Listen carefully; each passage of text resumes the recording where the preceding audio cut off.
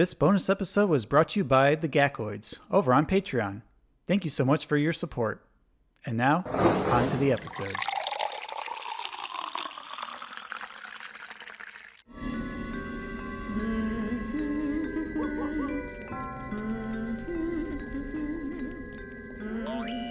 What's that? It sounds like the wedding march. That's the same song the Ghost Bride was humming when she hacked her sister and almost husband in pieces. She's out there just waiting for us. It's probably just somebody visiting the cemetery who just happens to be humming the wedding march. It's not the Ghost Bride. It's her! It's the Ghost Bride! Kick it.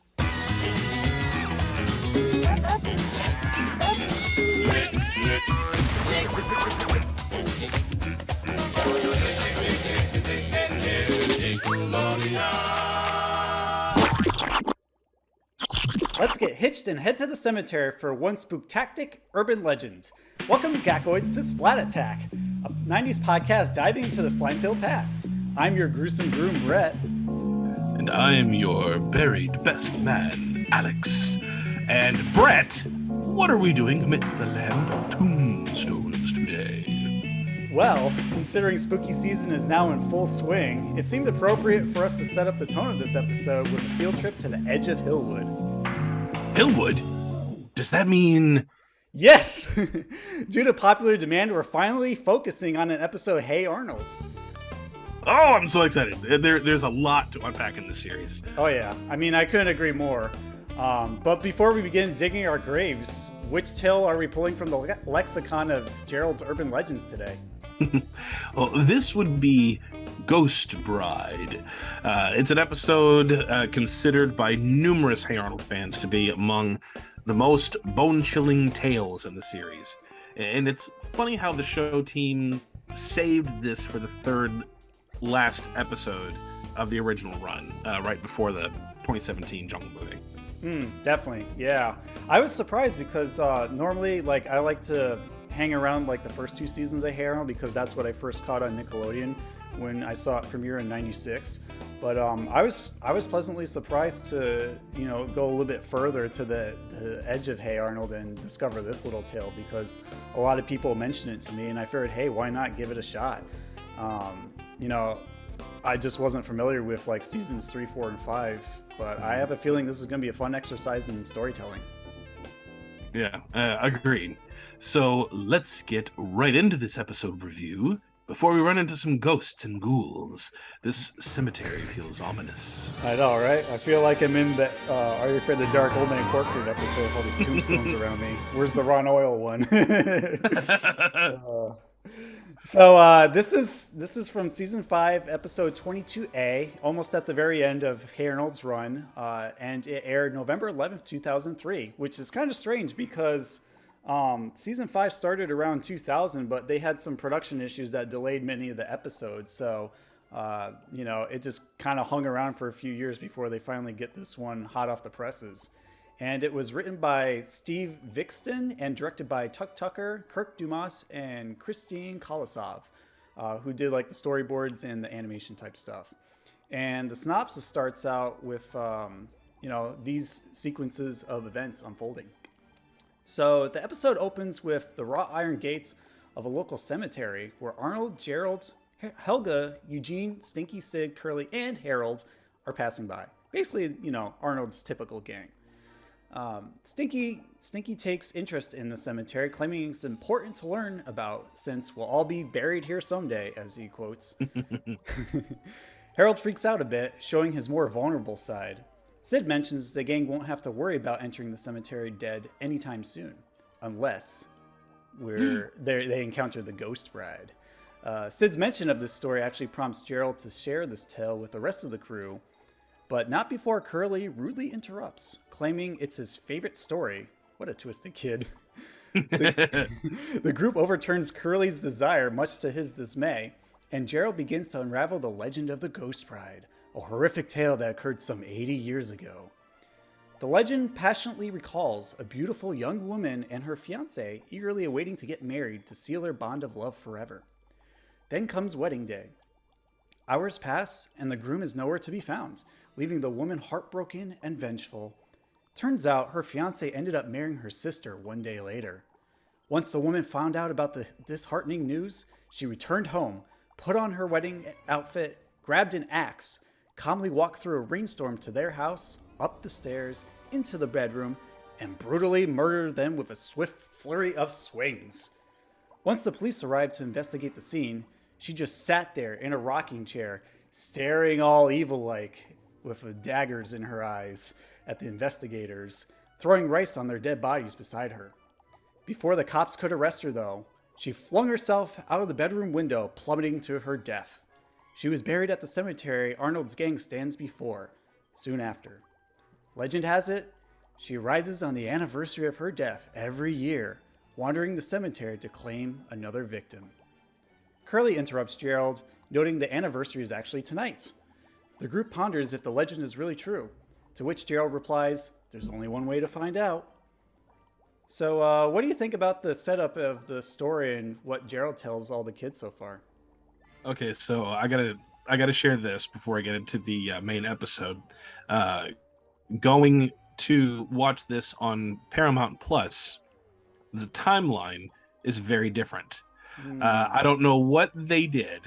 They really messed something up over on Paramount Plus. I've got the DVD of it. I got the whole set, and I was going to watch it, but my 2-year-old had a hold of the television at the time, so I was like, I'll just pull it up on my phone, put in my earbuds, and watch this episode. And it did not start with the Hey Arnold theme song. Oh, that's strange. It started right in the middle of Gerald starting to tell this story. What? Yeah, for some reason, I don't know why it did this, but it starts with Gerald beginning the story, and it starts mid-sentence. At least it did for me. I'm assuming it was a glitch that they had just on Paramount Plus, but I mean, it was mid-sentence of something, and this is actually my first time seeing this episode, so it was something like, and the many tales or something to that effect. I was like, what? You couldn't have started this episode this way. And then it goes through the entire tale, and then goes to and you're gonna have to help me. Who was the one character who said that I could have told it better? That was Curly with the glasses Curly. and the black hair. It goes to Curly saying, "Oh, I could have told this better," and then it goes back to the very beginning of the episode, and then starts it over. So it was almost as if the time frame that they had that they would spend on the main theme, and then the opening little, they didn't even have the opening artwork. It would just cut straight to the episode, but that theme song was taken out, and it just went to a certain chunk of the episode and played that in its place, and then started the episode over again. It threw me off. I'm so sorry.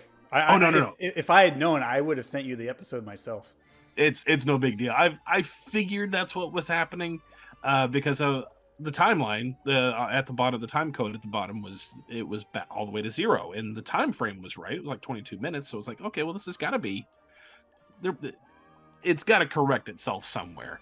And then it did the title across the screen. Like, okay, here we go. We'll just go from here. And I had a general idea of what the episode was about anyway, because the screenshots. If you follow anybody on Facebook who's a big Nickelodeon fan, especially late 90s, early 2000s, you're going to hear about Hey Arnold a lot.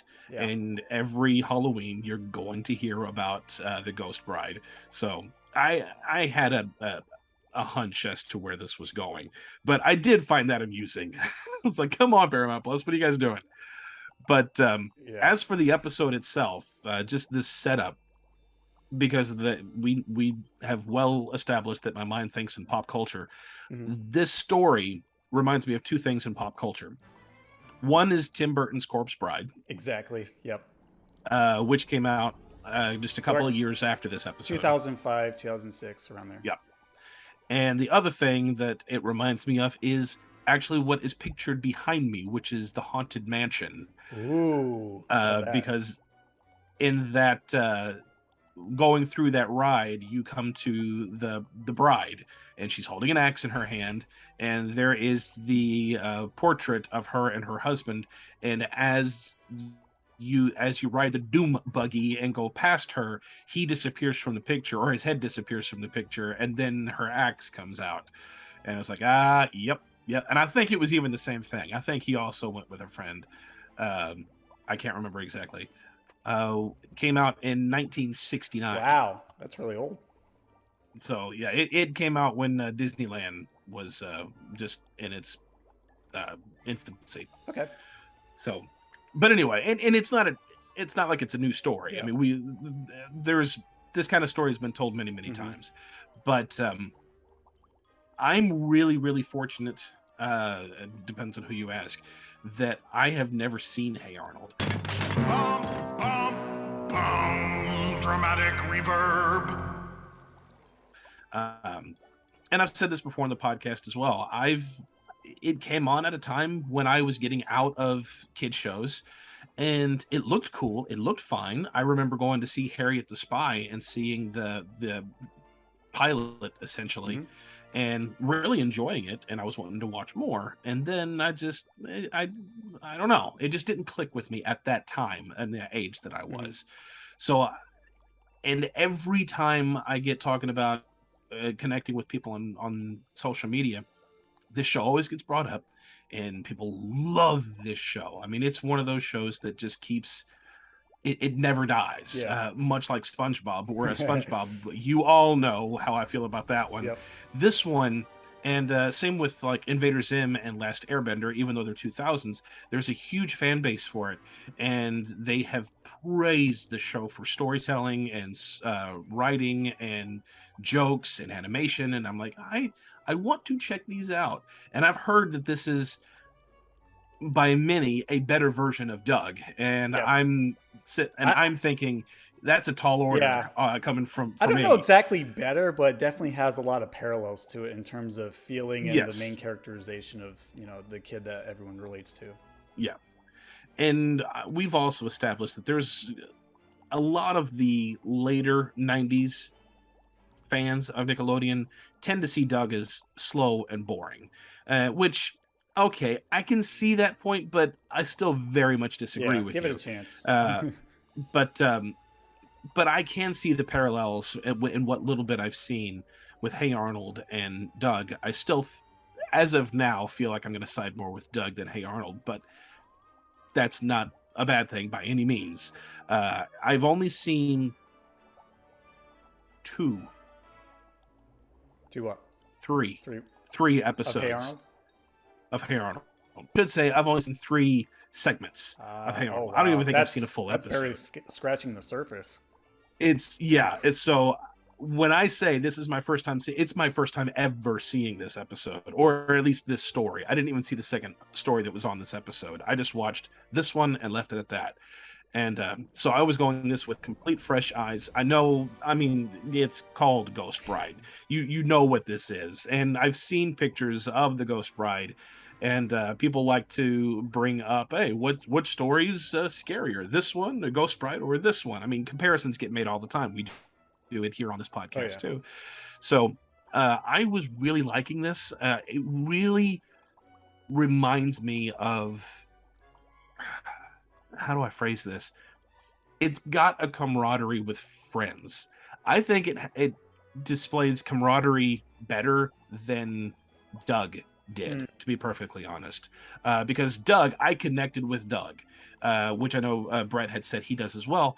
But whereas you have Doug with Skeeter, and then you have Doug with Patty, and then it's you have more like Doug with Percy. Individual connections This is a group versus collective. Yes. Yeah. Whereas Hey Arnold, it feels like when you're hanging out with a group of people, and it feels like that. I mean, every personality is very fleshed out, and give a certain situation, how would each one of these people respond in that type of situation, and how do they all get along? And I mean, most of the time they get along fine.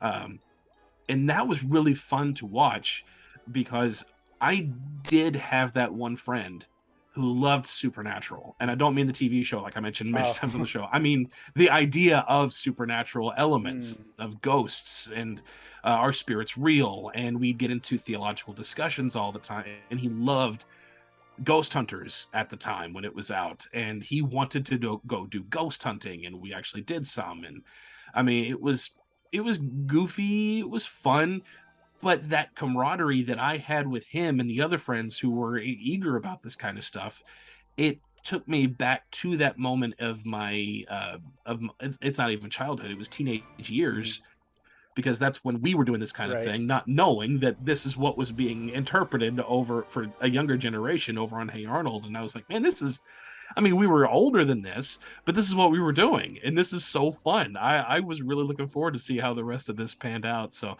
I love the setup. Just for pure, even though it's not my childhood, it was my teenage years, and it brought me to that. And this is perfect. This is a great setup. I can't wait to see the rest. I echo those sentiments as well, Alex, because it reminds me of all the times where I hung out with friends, like in high school and even early college as well, where we just try to find interesting stuff to do at night, either as like a school night or a weekend. And it reminds me of this one time when I had a group of friends in 2008 at college where we all snuck into a cemetery across from a hospital where they like buried the bodies, and we were trying to see if we can find some ghosts at 3 a.m.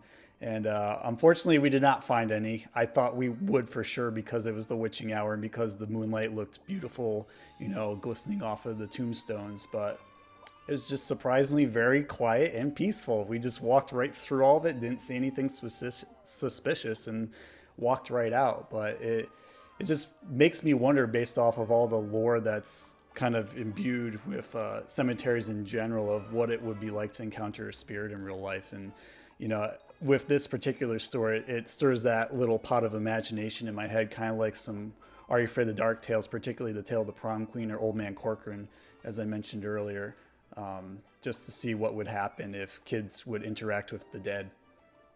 So I'm looking forward to this as well. Yeah. And I'm going to say it here because I feel like this would be a nice bonus content thing to add for our Gakoids. But I'm not going to tell the story now. I'm going to tell it after the episode is over. But I will say that I do have a story about a time when I did go ghost hunting, and I did have a pretty cool supernatural encounter. Ooh. And I mean it. I'm a Scully. You know, they're everything. There's got to be something practical. So I do have a pretty cool story that ties in with, since we're talking about this kind of thing, but we'll do that at the end of the episode. And Brett, I will leave it to you if you want to keep it in the episode or keep it as a bonus thing for our Gakoids later. Sounds good. I want to believe in ghosts, and I'm definitely your Mulder to your Scully.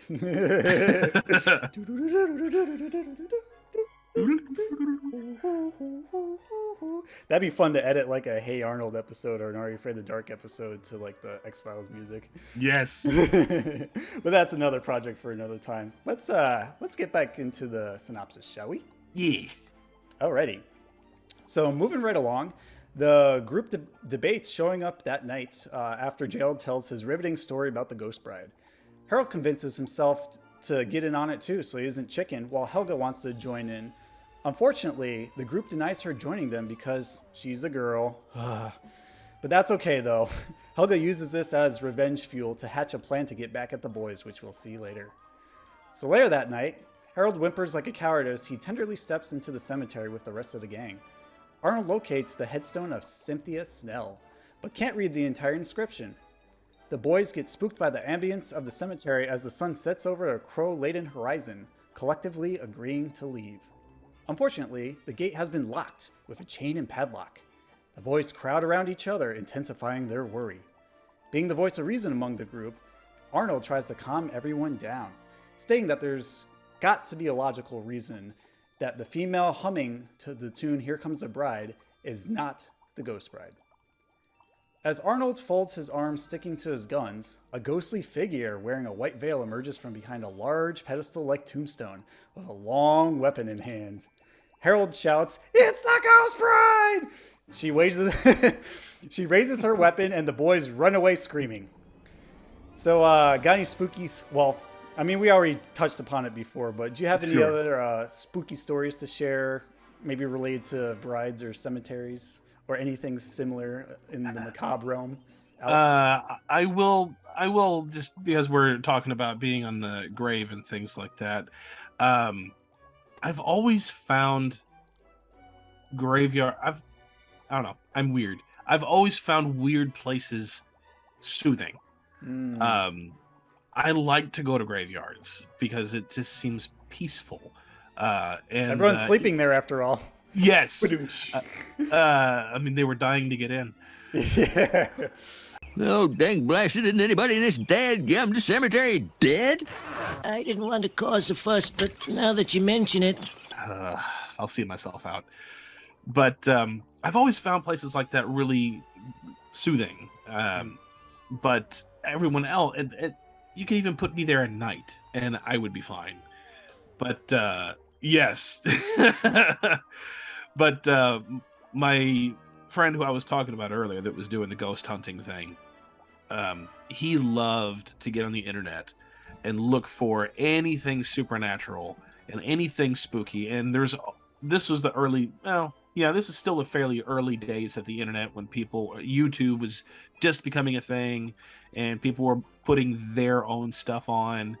And it was home movie stuff. Yeah. It wasn't even like polished editing things like what we're doing now. They would just go out and record something and pop it on the kind of VHS. Blair Witch style, huh? Very much. And there was one video that he found, and it wasn't even on YouTube. It was on some Spirit B level website, confirmed ghost sighting type stuff. And there was one where he showed it to me because, again, I'm always the skeptical one, and he was, no, come here, watch this, you got to see this. And I mean, we're in high school at this point, and he's pulling me over, and it's like, no, it wasn't even high school, we were in college. And he's pulling me over, it's like, no, man, you got to believe this, look, it's confirmed proof right here, look. And it was a video of somebody going through a graveyard at night, and there was this woman in a white dress. It wasn't a wedding dress, and she was kneeling down in front of a tombstone, and the guy's whispering, who's going with the camera, and then she turns back and looks at the camera, and her eyes are glowing green, and he freaks out and runs and screams in the other direction. And he's like, see, I told you, they're real. I was like, dude, there's one big thing you're missing about this entire thing. He said, what? Vision? It's filmed in night vision, man. Yeah. And he said, what do you mean in night vision? So what? When you record someone in night vision and you have a light, because they had to have that light on her because you can see her shadows on the ground. And when she turns and faces the camera, people's eyes glow green. Yep. He said, no, they don't. And I got my camera that had night vision. I said, let's go outside right now. And we did the same thing. And he watched the video and he went, oh man, he was so upset. Cue the Doug BU sound here. What? Yeah. I mean, we were so imaginative back then at the dawn of YouTube. We'd believe anything we saw on that platform. Oh, yeah. But I think that's part of the charm of it too, is just wanting to believe that these things beyond our realm of understanding do actually exist, but we can never quite get clear footage of it, whether it's that aliens or, anything else that we can imagine beyond our reality. Yeah. So fun to play around with. Your story of the night vision actually reminded me of this scene in The Tale of the Prom Queen from Are You Afraid of the Dark, where Jam's cousin was like set up to be the dummy prom queen before the real one showed up, and he was dressed in like this white cloak with these two like green flashlights over the hood to make it look like he had glowing green eyes as he was walking through the cemetery with the wind chimes in hand. I'll definitely edit that in here so that people can get a better idea of what I'm talking about, but I love that cool spooky ambience, even if it looks totally cheap when you look at the character up close. No way, man, I'm not buying this. You're crazy. Don't do it. I gotta see it.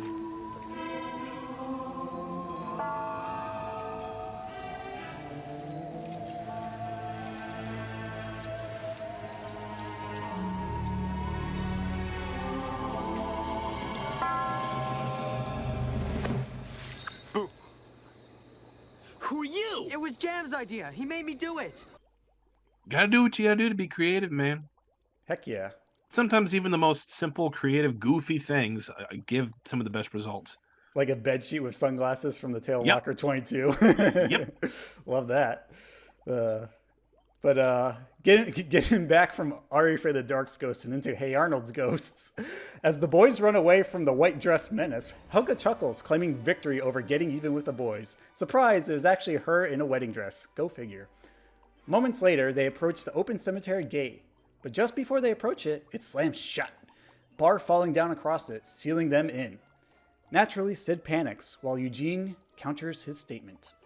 After the boys run away from the gate, again, it's revealed Helga is pulling the strings, quite literally, behind this prank. While the boys panic somewhere in the center of the cemetery, Arnold once again tries to calm down the group, get them, grounded and form a plan. They notice the wedding tune is humming again, only to be Eugene, who's humming it because it's just so darn catchy. Just then, the ghost bride rises up from behind another tombstone in the distance, causing the boys to scatter in terror. For a third time, Helga laughs in amusement at her payback. However, her enjoyment is short-lived as a second ghost bride mysteriously rises up from the grave behind her, humming the same wedding tune. Helga shrieks, running towards the boys to catch up with them, and thus the plot thickens. What do you think about these past few scenes with Helga getting her revenge and supposedly another ghost bride showing up? I loved it. I did think one thing throughout, because I mean we know it's Helga. Mm-hmm. How did she so supernaturally rise from behind the grave, the headstone? Because that was a smooth movement. Yeah, without moving her legs. She must have had a hydraulic piston platform behind there. Yes. What I want to know is, how did Helga sneak into the cemetery without anyone noticing her? Because white contrasts dark gray tombstones pretty well. Yes. Yes. And going along the tombstones, the one that the one that Arnold reads, I really laughed at. Has that HE double hockey stick word covered by the ground. Here lies Cynthia Snell. She lived her life and went straight to... I can't read the rest. Which I thought was really fun. And he said, I can't read that, which is great because, yeah, he physically can't, but also it's Nickelodeon, it's supposed to also. So right. I thought that was really fun. But even though Clarissa did use the word hell several times on Clarissa Explains It All, but that was early 90s, and now we're in the 2000s, so starting to get more politically correct now. Yeah, but it did remind me of a lot of the headstones that you would see again over at Haunted Mansion, because they would have things like, here lies good old Fred, a great big rock fell on his head. Duh. Tells a story, and it's also funny. And the whole ride, even the queue to get to the ride is full of headstones with little play on words like that. So that that reminded me of that one. And I've heard that Hey Arnold isn't one of those laugh out loud, a mile a minute type cartoons like Ren and Stimpy is, but it's very, very much. It'll make you smile, it'll make you chuckle, but every once in a while they'll get something out there that'll make you laugh. And that was one of them with, was it Eugene, who was humming? Yep. That made me laugh. And even when the jokes weren't funny enough to make me laugh, the little rim shot that they would add made me laugh. Or like that whizzing noise, like, woo! Yes. Well, you might as well get used to it, on account of we'll probably all be buried here someday. Okay, maybe. I thought those were good, because that's the kind of goofiness that I would do. Like, I know this isn't funny, but I'll put this in here to recognize that it's not funny. Now all of a sudden, oh, okay, it's funny to me now. Yeah, it enhances the funniness in case the joke itself can't carry itself. It does. Yeah. And I really like, well, I'm going to get ahead of myself, so we're going to save that for later. But I did really like this. I liked that it was a relatively harmless prank on Helga's part, because a lot of times we see shows like this and they want to play a prank on a character, and usually it goes too far and someone or something gets damaged. Mm-hmm. And I like that it's just, I'm out here for a boo scare. And I can appreciate that, especially since I would do that a lot. But it's harmless fun. Yeah, it definitely reminds me of some of the pranks people would play on Are You Afraid of the Dark Tales too, like Brad from The Tale of the Midnight Ride, where he tried to be the Headless Horseman and chop Bean's head off. Or like, again, Jan from Prom Queen, who just likes to have a goof. Hey, we're just having a goof. Yeah, pranks and cemetery seems to go together pretty well, wouldn't you say? They do. Getting back to the cemetery where the kids are scared stiff, Helga soon catches up with the boys to confess her prank on them from not letting her join them tonight. The boys react upset, even threatening to pound her. Well, at least Harold does. But as Helga confesses her misdeed, she tries to warn them of the real ghost bride behind them. The group turns around to spot their spectral pursuer, and they quickly take refuge in a nearby mausoleum, locking themselves inside. Some time passes while they try to formulate a plan. Arnold urges the group to gain focus on escaping, but Harold doesn't want to budge while the ghost bride floats around the mausoleum like a shark circling its prey. Gerald volunteers to join Arnold to find a way out of this eerie cemetery. While the ghost bride floats nearby, Arnold raises suspicions about their ghostly pursuer. The bride begins slamming its sledgehammer into the mausoleum door to burst through and terrorize the group some more. But Arnold sneaks up from behind and rips the veil off the bride, revealing the perpetrator to be none other than Curly. Naturally, a heated argument rises while Curly confesses similar intentions to Helga pulling the same prank, except he was motivated for not being allowed to tell the story. Sid, Harold, Helga, and the gang up on Curly as the scene quickly transitions. So what do you think about this reveal and the shots leading up to this? So this was what I was going to comment on just on slightly before. I like that we never see the actual ghost bride. I like that there's no supernatural, because Doug, we've seen that. Yeah. Doug has never dipped a toe into supernatural elements. Just, it's fairly grounded in reality, but his imagination will take over and then all the fantastic things can happen, but it would always cut back and it would be back to the reality. But the Halloween episode where he goes to ride that spooky ride, I was just going to mention that. now you actually have a real ghost. And that's the only real time that we have anything that can't be explained on the show. And Hey Arnold could have easily done that. They could have pulled the rug out underneath the main characters right there at the last second, and they could have done 3 Ghost Brides. Now that we've established these 2 characters, and then they could have pulled one out at the very, very end for one final boo gotcha thing, but they didn't. It was just these 2. And I really like that they just kept it that way, because that people who go out in cemeteries, even at night, this is the kind of thing you're going to experience more. It's just people messing with people. And I liked that. I really appreciated that. I did really like the visual. Not necessarily, I mean, I love the visual of the Ghost Bride whenever they were in costume and the low angles and things like that.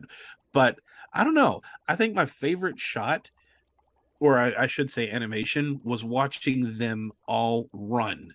And it was almost side-scroller like. Yeah, I know exactly that shot. And you see them running to the mausoleum, and you've got that moonlight behind them. And I don't know. It's very, very quick. But that's the one thing that I remember the most visually after watching this episode.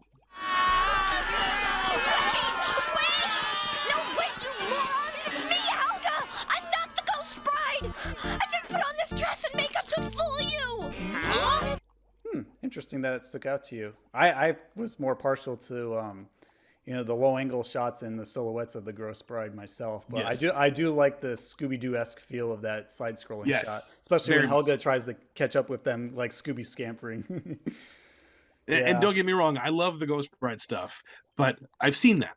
I've seen it a lot because of Facebook and Instagram, and they're great. I mean, they're great shots, but I've seen them. This is my first time seeing this episode, and I haven't seen these quick action moments that Harold really doesn't have a whole lot of, to my understanding. No. So to see this kind of the way this was animated and the way it was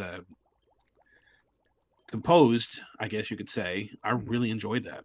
Yeah.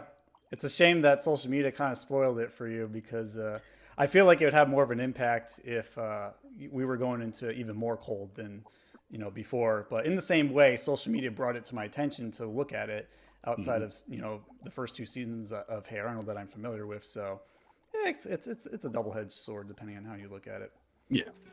But I do have a little bit of a discrepancy about your two Ghost Bride appearances that you mentioned before, because as I wrap up this episode review, you may come to find that it might be a little bit more ambiguous than what we may first see.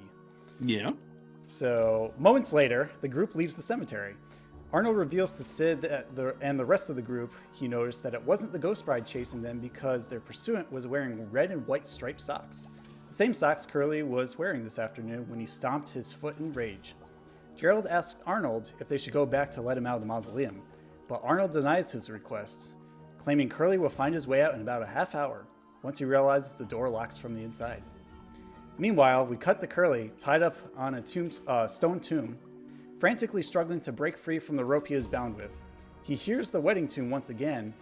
Curly's anxiety intensifies as we zoom out of the mausoleum filled with blinding white light to the dark night sky accented by the crows. And I want to pose this for you, even though I think you might resist me on this. Based on what was implied with this final shot of the episode, do you think Curly was murdered at the end here? No, I don't think he was. I'm sure that they would have found some other logical reason, even if it was just the caretaker who walked in with a lantern and is well aware of this, and you kids always come out here this time of year and always do this, and probably messing with him just the same way the others. But again, that's the Scully in me. Yeah. Always looking for some kind of another reason. And also just because we haven't seen any other element of an actual ghost throughout the episode. Now, is it possible? Yeah, it's possible, but I'm always more the skepticist. Well, I'm going to pull out my inner Mulder and say that he did get murdered, because I like to think that he did. Because it's near the end of the series, we hear him scream as the crows fly away at the end. There's blinding white light, which ghosts are known to emanate once in a while. And with the humming, it just makes my imagination wonder, well, maybe this time, because we saw 2 false brides, that the third one could be implied here. Kind of like how Zebo is felt but not seen and laughing in the dark. So I like to think that it's more possible than not possible, despite that logic could argue otherwise. And with that being said, that's the episode. It went by super quick. I mean, it's only 11 minutes, unfortunately. I wish it was longer. But, we might as well just get into our ratings before we do our segment and, share a few more details before we close up the episode. So for Hey Arnold's The Ghost Bride, what do you want to give this for a rating, Alex? I really enjoyed this episode. I can easily see why this is so well beloved among Hey Arnold fans. And for this being, as I've seen the Halloween one where they were all pretending to be zombies. Yeah, aliens.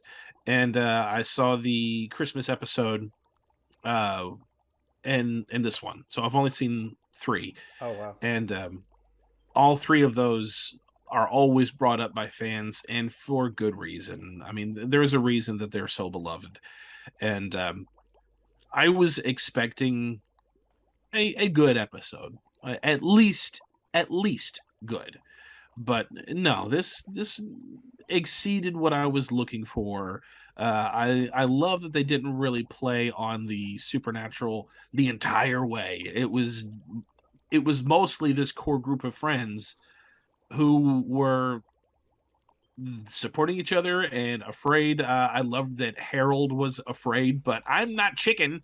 They had their own character and their own dynamic, and now they're put in a different situation that they normally get from Hey Arnold, and they got to be a bit different. And I really enjoyed this. It was a great episode.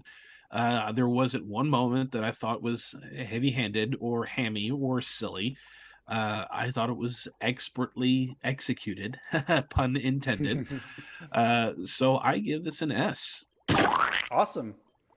Well, I think you and I are, despite differing on how we approach our perspectives on this episode, we definitely meet here and complete the X-Files team of Splat Attack because I'm going to also give it an S for Splatterific. I was pleasantly surprised with how engaging this tale, really drew me in from the get-go with that tall view of the cemetery gates of the title card.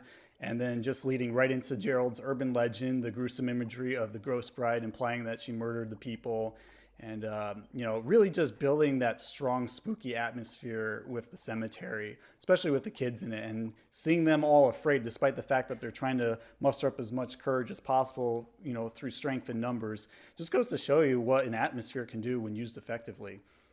And, just plop the ghost bride impersonators in there as well. Even with those reveals, I just love the balance of comedy and spookiness that really ties it all together in a bow. And it's definitely one of the stronger urban legend tales that people have come to love from Gerald, whether it's it's on par with, I'd say, Headless Cabby, which is another riveting tale, or say Stoop Kid or Pigeon Man. So, for that, I got to give it an S, and it's cool that we pretty much see eye to eye on this. Yeah, it was a very, very good episode. I really enjoyed it. And I'm very much looking forward to checking out more whenever we come around to it on Splat Attack. Oh yes. For some time now, I've been wanting to do a creepiest Hey Arnold urban legends or delve into more urban legends for episode reviews or even episode battles. But, Gackoids, even Slimesters, it's up to you guys what you want. Just let us know at splatattack2021@gmail.com. Comment on Patreon. Really contact us however you want. Let us know what you want us to cover, and it'll just help us shape and mold our schedule to best suit your needs. We can always do more Harold if you want it. So with that being said, I actually had a fun little exercise here, if you will, where when I was writing the notes for these episodes, I looked up some Ghost Bride-esque urban legends.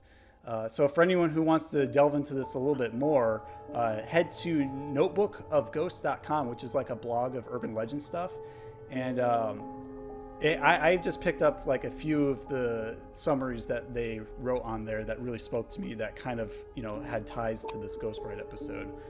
So starting off, we have the hide and seek story, which is, what they label it on the website, where a dead bride died hiding in a trunk. It's pretty spooky. There was also the deadly wedding dress, which I particularly found frightening, where formaldehyde lacing the dress of a dead bride killed a woman who bought the dress for a community function by coagulating the blood in her veins. Ooh, creepy. Investigators say when she was sweating while dancing, the chemical seeped into her skin from the fabric of the dress and killed her. Yeah, pretty wild. And then we also have one called Murder Camp, which is actually pretty similar to this one, where a couple is killed in their sleep while camping in upstate New York in the 1960s, due to their cause of death being the same. And then they mentioned one about a small town North Dakota story where it's very creepy, but there's too much detail to go in here. So just check out the link. They got a lot of good stories to play for your imagination there. Sounds fun. I know my buddy would like that one. Oh yeah. Do you have anything else to add, Alex, before we do our patented Splat Attack segment? Well, do you want to do the story now, or do you want to wait till we're completely done and then add it after? We can do it now. Okay. And our Gackoid patron, Kat, has already heard this story from when I shared this in the Space Cases group once. Oh. But it is a ghost hunting story, and I'll try to keep it relatively short. But Adam, he was my friend. He was big into supernatural elements, and he, like I said, he watched Ghost Hunters, so he was all about learning about how the batteries for the cameras would drain, and there would be a temperature drop, and you'd see orbs that would float on camera, but you don't see them in person, and things like that. And I'm like, yeah, this is all BS. That's what I'm thinking. I don't believe any of this. But I'm not against that spirits are real and ghosts are real. I just haven't seen anything like it, and everyone who has told something like that, they're usually just stories, not first-hand accounts. And But again, I've never been against it. And as goofy and as silly as I am, I also have some very strong nerves, and which is very against type for him because he doesn't have strong nerves. So he was wanting to go ghost hunting and asked if I would go. I said, sure, I'll go. I don't care. And there is an abandoned house here in town. It's no longer abandoned now, but at the time it was. And supposedly this house was haunted. Now it's a farm where there was a horse stable that was behind it and a lake off to the side. So we were going to go check this house out. Supposedly it's unlocked. And go inside and check everything out. All right. What time are we going to go? Midnight. All right. How are we going to document all this? And he said, I want you to get your video camera and make sure that it's a blank videotape. So that way, if we stop the camera for anything, we won't get bleeding. Where what was previously recorded can be seen or heard. And I'll get an old one of those micro cassette tapes players, and I'll go around and we'll ask questions. But you got to take this seriously. I know you like to joke. You got to take this seriously, because apparently ghosts are very fickle. And if you don't take this seriously, they won't show up. I'll be serious. Don't worry. I said, okay. And my buddy Brad. You know Brad. Yes, I know Brad. He's gonna go with us too. So just the three of us. Yeah. Okay. So we go to this house, and it's under construction. They're doing some remodeling on the inside. All the windows you can see inside. You can see some ladders and things. And there was an alarm system that was put in the front door. So I was like, I don't really want to go in this house just because that alarm is there. They could have installed that while they're putting in all this equipment, and if that wasn't there, I would say try the door. But since that's there, I don't want to do breaking and entering. And they said, I agree with you. And I said, but we can still, it doesn't look like there's no cars around. All the windows are open. Or at least they're all the blinds. There's no blinds. So you can see in every window. There's nobody here. So we can at least look around the premises. And they said, okay, that's fine. So we're walking around the house and we see nothing. And when we first got out of the car, we got the camera going, we got the cassette playing, and we stood in a line, shoulder to shoulder. I'm in the middle, and Adam and Brad are to my sides, or Adam and Brad are to my sides. I wish I was there. Yeah. And I said, here's what we need to do. We are not going to split up. And they went, yeah, because you know what happens in movies. I said, no. The reason for that is we're doing authentication. If one of us, if I see something or hear something and it's off in the distance, it could be one of you. If we're all together and we see something off in the distance, we know it's not us. Oh, yeah, that's a good idea. So we're going to stay together. It's the first thing we did. We took in this house, and I looked up to see, because from off on the side of the street, this looks old, very old. But looking at it up close, I'm seeing that there's some newer things, like, there's a satellite dish, like a dish network satellite dish on top of the house. I pointed that out, and pointed out a couple of other new things, and then we moved on. We walked around the house, nothing.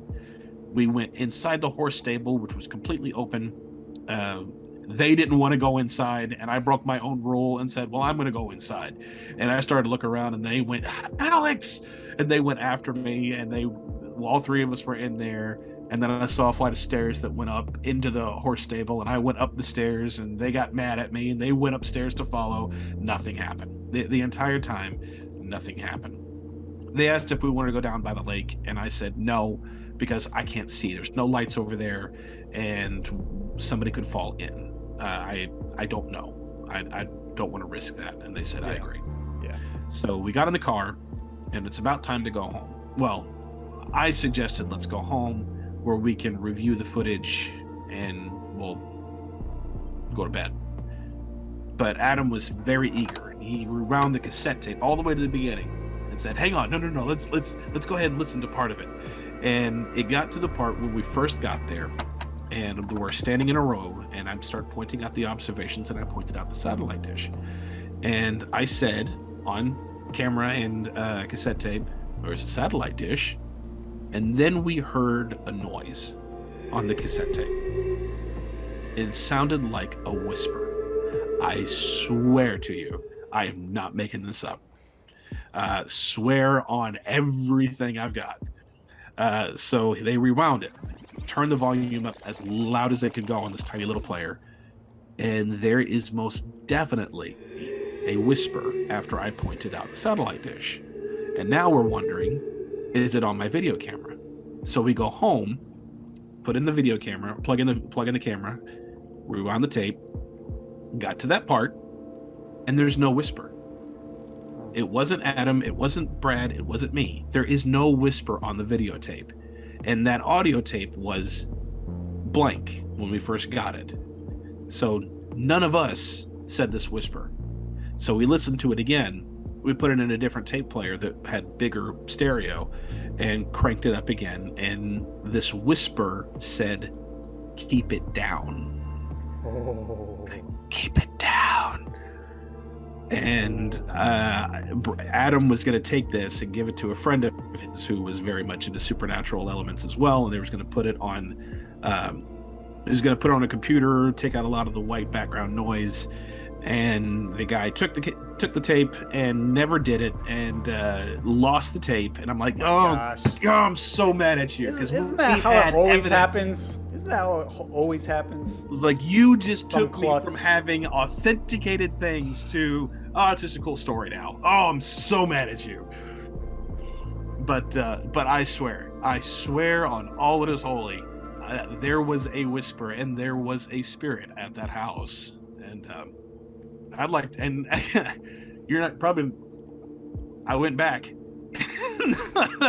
I had a friend, and they said they heard the tape, and they said, "Oh man, where was this house at?" And I told them where it was. Can I go check it out? I said, "Yeah, I'll go with you." Adam didn't want to go back. Adam and Brad, they were done, and I'm the fool who was like, "Yeah, we'll go back. We'll check it out again," and took them around the horse stable, and again, nothing happened. But yeah, that is a true story, 100% true story. Wow. That's really wild. Just makes me think of all the haunted houses I considered going into as kids, but was too afraid to because I didn't want to run into trouble. Yeah. Yeah, and especially when you got to that horse barn part, all I can think of in the back of my mind is actually an idea I have for a future Nightmares as a Child episode that involves Giles the farmhand from Are You Afraid of the Dark? It's the Tale of the Hungry Hounds, but also this creepy farmer guy who looks kind of zombified from Beavis and Butthead episode called Bungholio, Lord of the Harvest. That guy is freaking creepy. So, I'm not quite as brave as you, or as Gerald would put it, you're a bold kid, Alex. You're a real bold kid. But that's pretty cool that you live to tell the tale and have some sort of evidence to share with us for this ghostly episode. So thank you for that.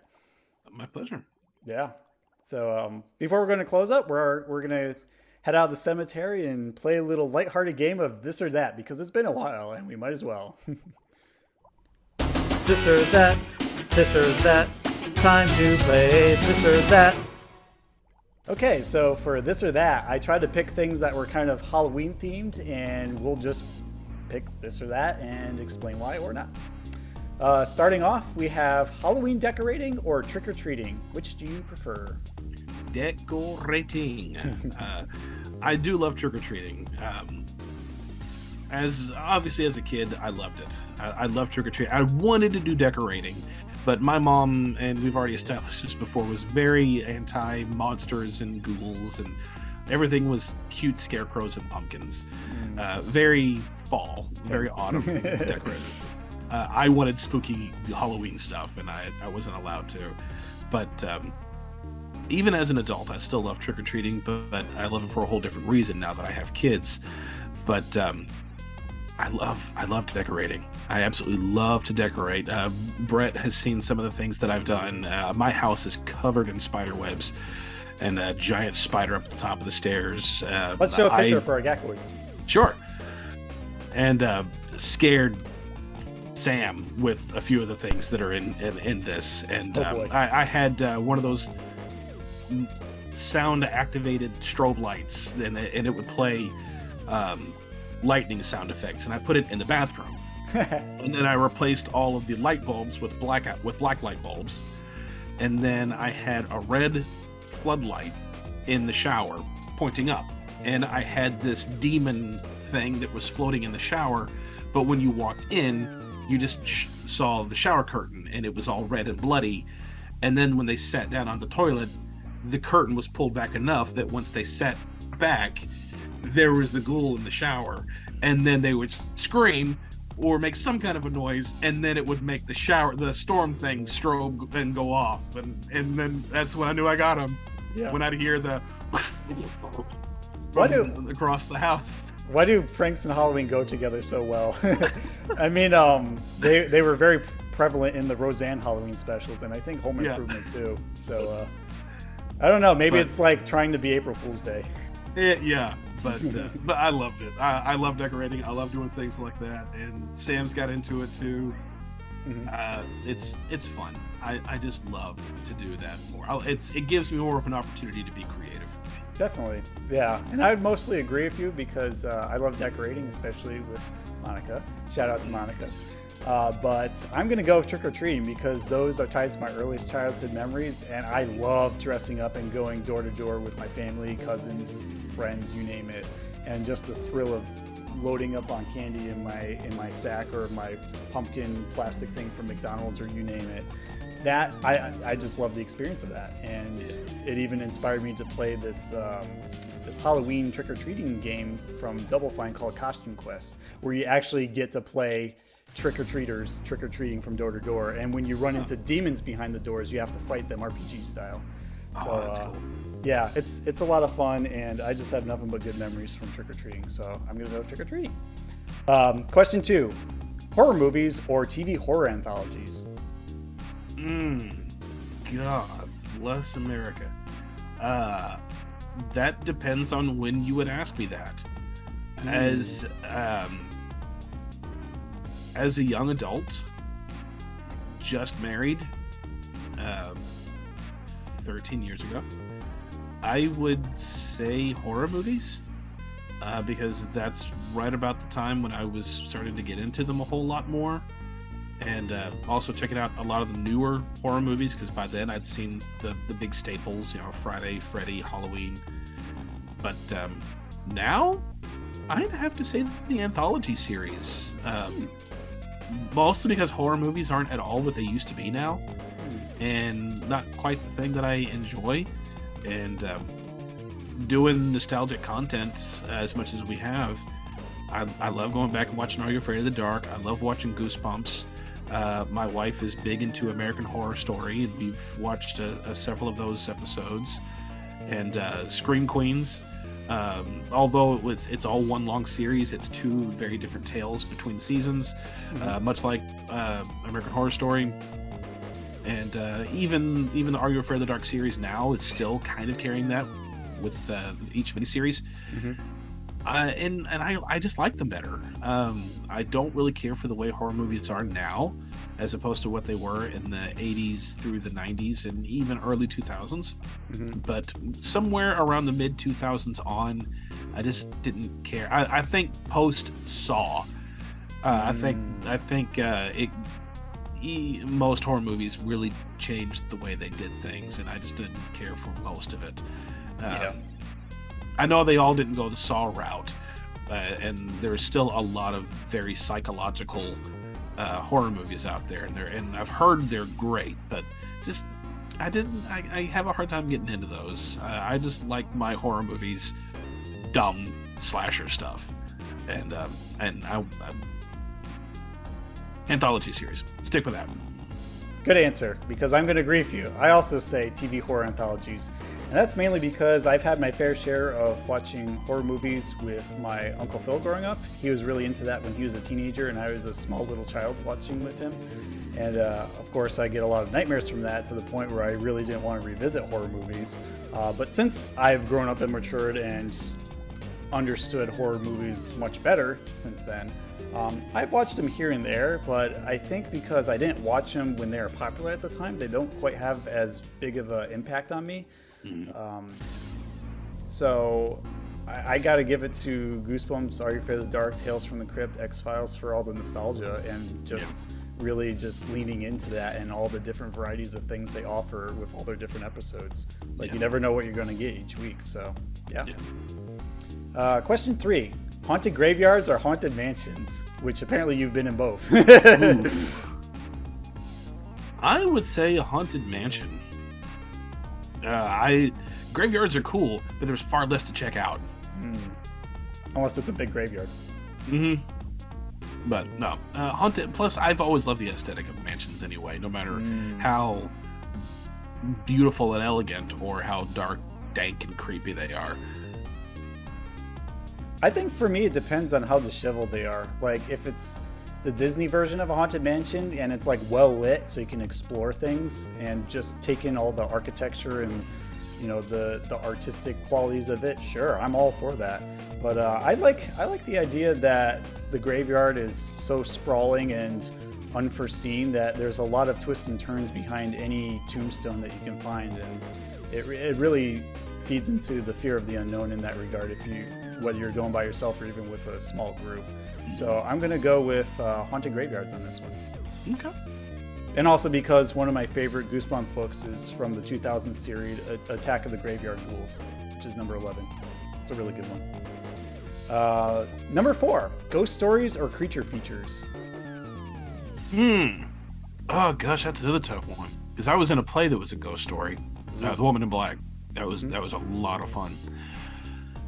And I love creature features. I love monster movies. I love them both. You can pick both. I'm gonna pick both. I was genuinely trying to pick if I have one that I prefer over the other. I don't. I like both of them. Yeah, I feel like we're just on the same brainwave for this episode because I'm agreeing with you. I love both the ghost stories of Are You Afraid of the Dark. I love all the monsters of Are You Afraid of the Dark because that's pretty much my main reference. Even Goosebumps by extension. There's just anything really supernatural and mysterious and paranormal really sucks me in, as long as there's some sort of mystical element to it. So yeah, I gotta go both because there's a lot of room for play with either. So number 5, this is more Harold specific, so hopefully you can answer it. Hopefully, because you haven't seen either of these. Headless Cabby or Four-Eyed Jack, which are both Gerald urban legend tales that are on the spooky side. All right, hang on. Let me look them up because I'm sure I've seen them. Let me get a picture of them. Hey Arnold, what was the first one? Headless Cabby? Headless Cabby, yeah. Let me play some waiting music, elevator music while you're doing this. Okay, I have seen pictures of that one. And then what was the other one? Four-eyed Jack. Four-eyed Jack. He's like a ghost scientist that lives in Arnold's basement. Okay. I have nothing to go off of except for visuals because I've only seen pictures. So I have no backstory, but I will say just by going from what I see on the characters, the Headless Cabby interests me more. So I'm going to go with that one. Okay. That's a good choice because it has some similarities to Ghost Bride in terms of the setup and revealing the mystery and the twist ending. Definitely a popular one among the creepier Hey Arnold tales. I'm going to actually go with Four-Eyed Jack, believe it or not, because as much as I love Headless Cabby, when I first saw this tale and how the twist ending came about after like everything settled down and Grandpa kind of dispelled the mystery of the ghost, I was like, whoa, really hit with some existential dread going on here. Like, this ghost was here the entire time. I'm not going to say too much to spoil it for you because I eventually want to do like an episode battle versus between this and One-Eyed Jack, Are You Afraid of the Dark Tale, between Ghost Jacks. Yeah. But it was a lot creepier than I had anticipated when I first watched it. So I'm going to give it to that. Okay. Number 6. This one should be pretty easy, hopefully. Arnold or Helga? Which character? Okay. Arnold. I do appreciate Helga. Yeah. I've heard. I appreciate Helga. I think she's like many Are You Afraid of the Dark fans, like many Hey Arnold fans. They really feel sorry for her from what I've seen from the way the parents treat her and things like that. But Arnold, especially in this episode, because that was me going ghost hunting. So absolutely Arnold. And my answer?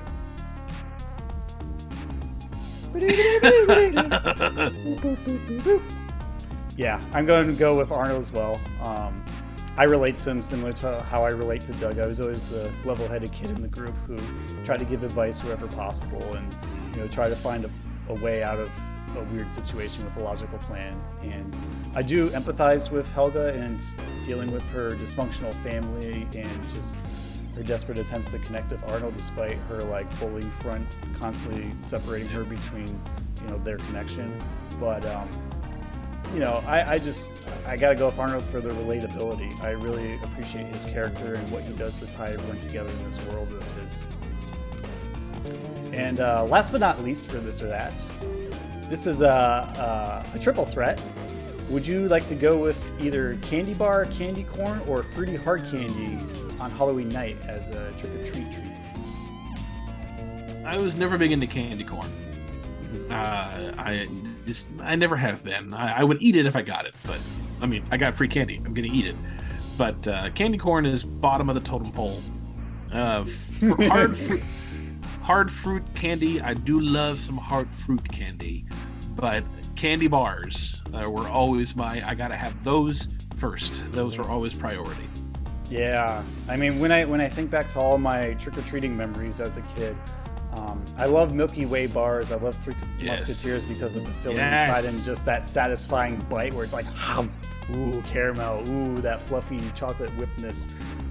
So I gotta go with candy bar, but Fruity Hard Candy is a close second because I used to love like Laffy Taffy, Skittles, Jolly Ranchers especially.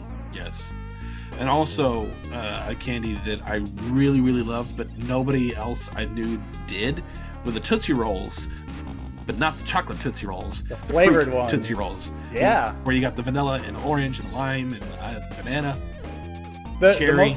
The most fun part about those is just mixing and matching the flavors to see what it tastes like. Yeah. At least that's what I love did. Those. Yeah. Love those. Gotta make a Tootsie Rolls comeback in 2022.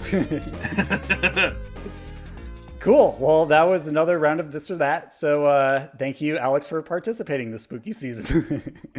My pleasure. Closing question, because it's about time we head to bed and get out of this graveyard before any ghouls try to drag us down to hell.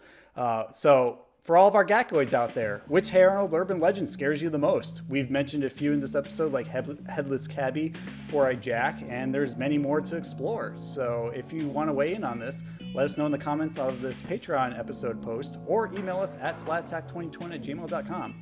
Even if you find us on a different social media platform like Facebook, Reddit, TikTok, wherever else, feel free to weigh in there too. Alex has got all of the social media covered, so if there's just a particular platform you're more inclined to share your opinion, we're open to it wherever you want to tell us.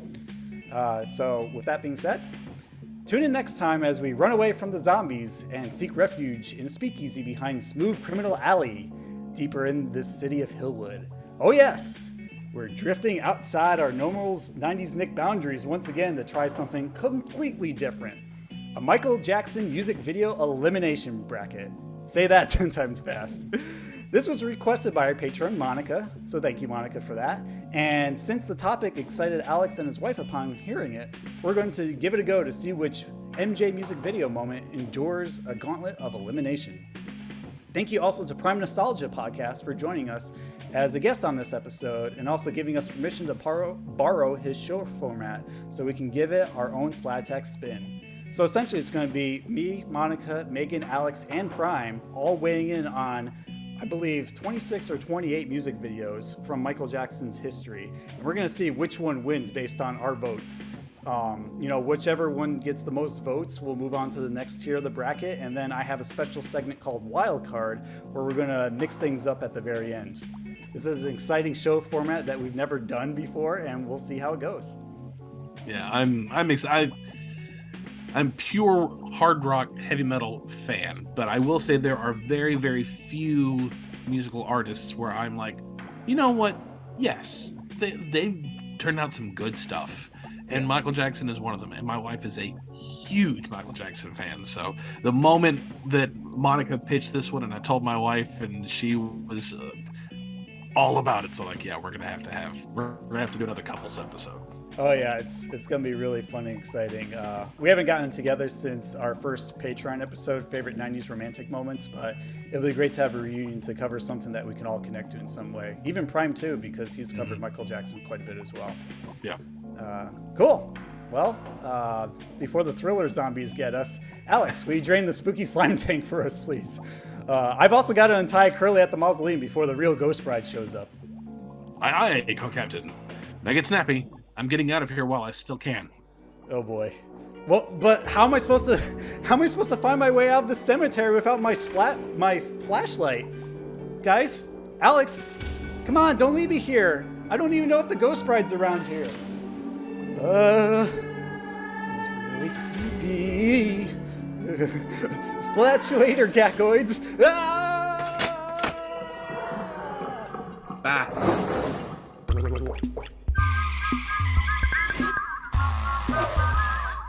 Reprise the theme song and roll the credits.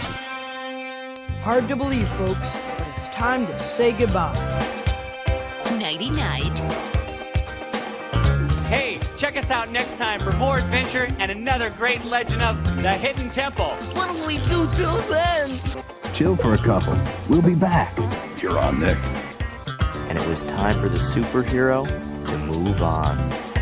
I declare this meeting of the Midnight Society closed. Bye-bye.